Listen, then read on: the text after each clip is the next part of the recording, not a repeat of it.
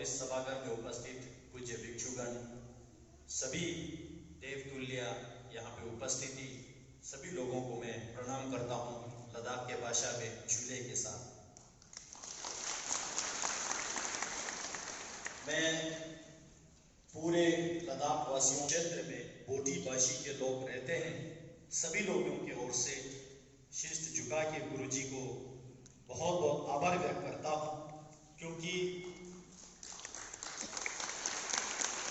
पूरे विश्व में प्रचलित इस द आर्ट ऑफ लिविंग में इस डिप्टी चेयरमैन श्री आमचुक जी ले से बोटी भाषा दिवस को इस सभागार में मनाने के लिए और मुझे जिम्मेवार किया कि बोटी भाषा है क्या, जरा कम शब्दों में ज्यादा समझाने के लिए मैं अपने ओर से पूरा प्रयत्न करूंगा।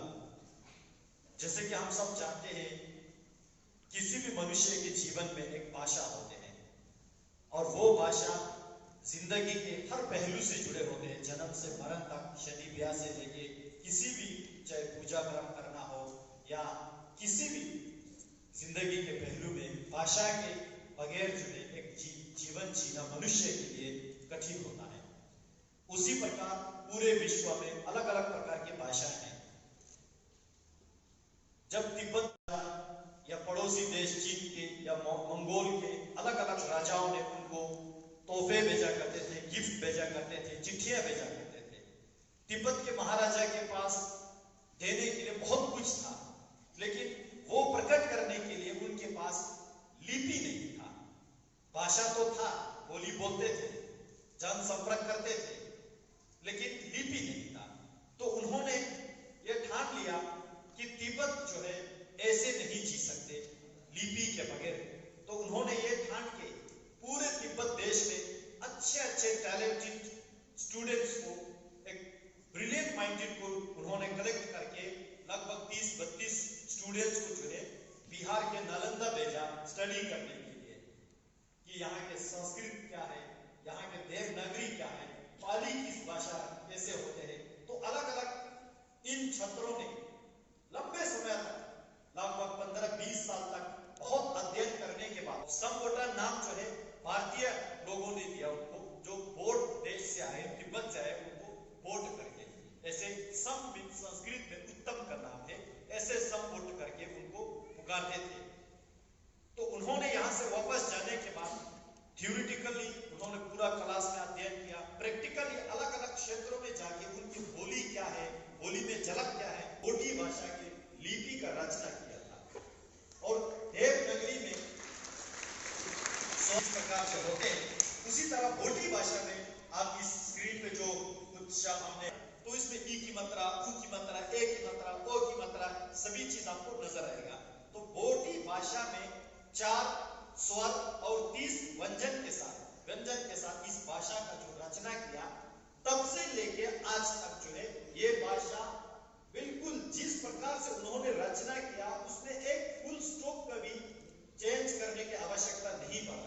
7वीं शताब्दी में जो भाषा का जो लिपि का रचना किया, वही लिपि आज 21वीं शताब्दी में भी हम प्रयोग कर सकते हैं, आज के आधुनिकता के साथ। तो ये दर्शाते हैं इस भाषा में कितना रिचनेस है। और तब उन्होंने जब रचना किया तो कितने जो है भविष्य को ध्यान में रख के इस भाषा का जो रचना किया। तो ये एक इसका ओरिजिन और हिस्ट्री में थोड़ा सा बताया। अब हम भारतीयों के लिए दायित्व ये बनता है, ये भारत के पवित्र भूमि नालंदा यूनिवर्सिटी से जो ओरिजिनेट एक लिपि है, जिसके महत्व हम भारतीयों को समझना पड़ेगा। आज हम पूरे दुनिया में हम कहते हैं कि भारत को विश्व गुरु बनाना है।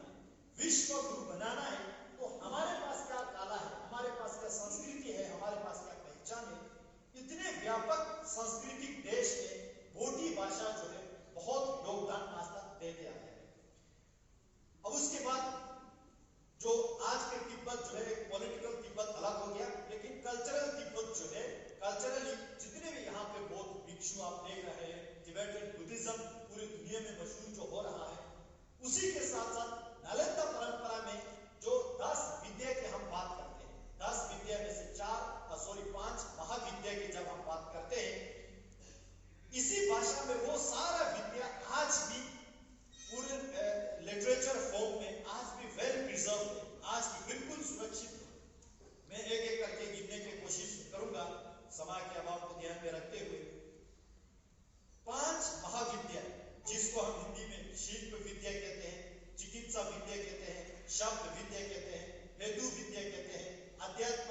विद्या कहते हैं, ये सारा विद्या जो है आज इस भाषा में वेल प्रिजर्व है।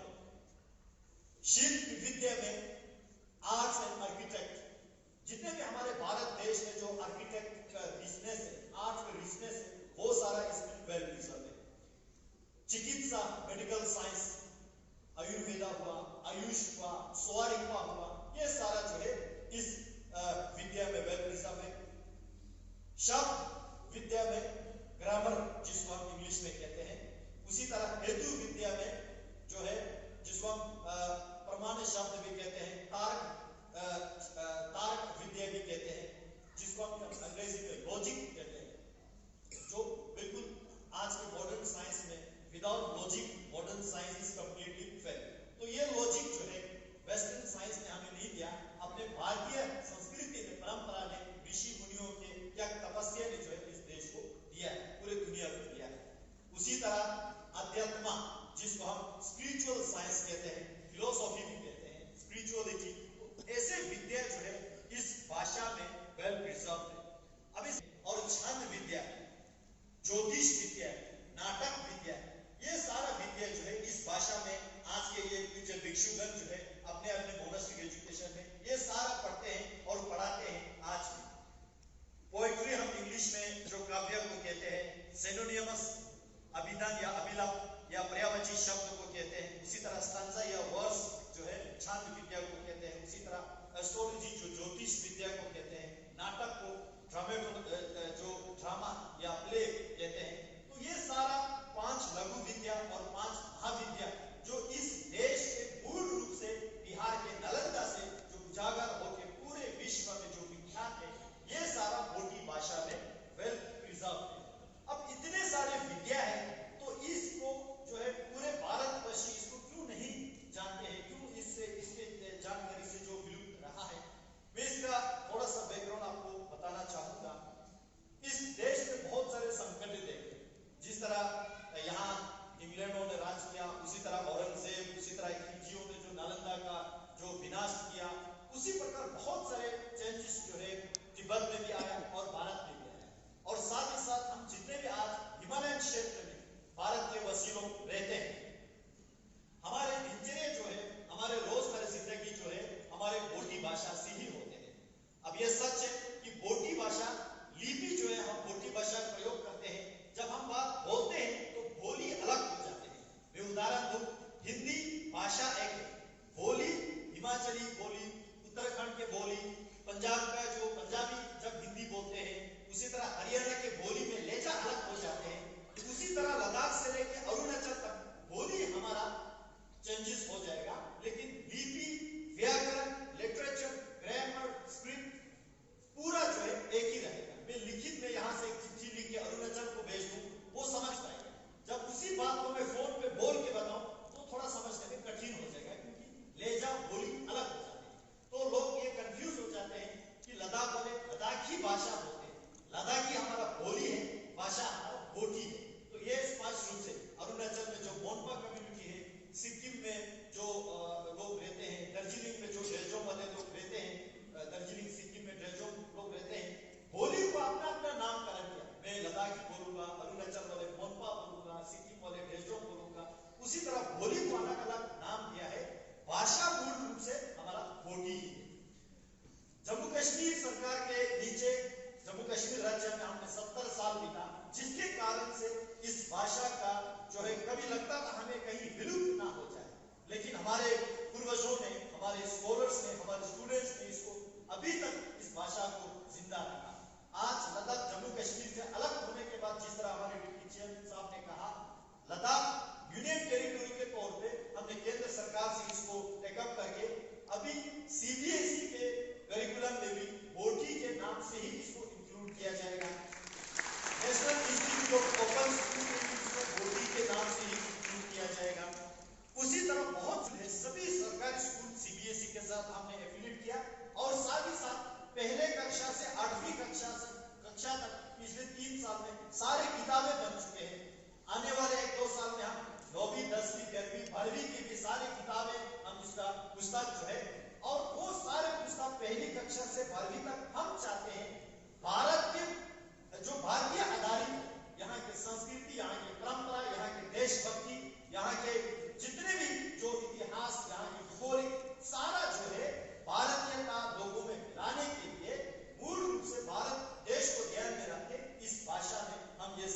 सिलेबस डेवलप करना। आज मैं बताना चाहूंगा, यदि भारत को सभी लोग मिलकर राष्ट्र, भोटी भाषा भी एक ऐसा भाषा है जिसमें भारत के जितने भी हमारे विज्ञान है वो सारा इसमें विलुप्त ना हो। पूरे हिमालय क्षेत्र से आज भारत देश में लगभग जो है 45 लाख लोग जो है इस भाषा के जो प्रयोग करते हैं। भारत देश के बाहर नेपाल, चीन, तिब्बत, भूटान ने इसका अलग से नाम रखा अपने देश को ध्यान में रखते हुए चौथा, लेकिन लिपि यही है। उसी तरह मंगोल में भी जो है इस भाषा का काफी प्रयोग है। तो विदेशों में भी काफी कंट्रीज में इस भाषा का प्रयोग है।